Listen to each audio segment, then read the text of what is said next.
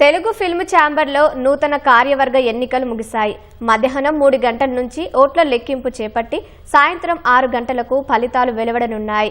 మన ప్యానెల్ పేరుతో చిన్న నిర్మాతలు, ప్రోగ్రెసివ్ ప్యానెల్ పేరుతో పెద్ద నిర్మాతలు పోటీ చేశారు. ఫిల్మ్ ఛాంబర్లో 3,355 మంది సభ్యులుండగా ఛాంబర్ అధ్యక్ష, కార్యదర్శులు, 12 మంది ఎగ్జిక్యూటివ్ కమిటీ కోసం ఎన్నికలు జరిగాయి.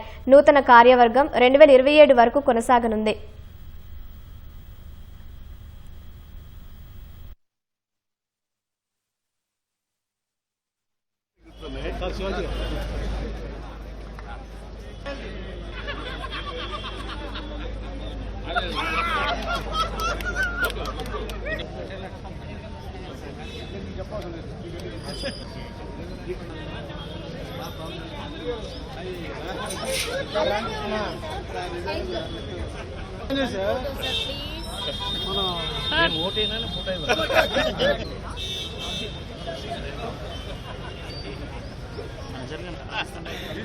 प्रॉमिस करा ना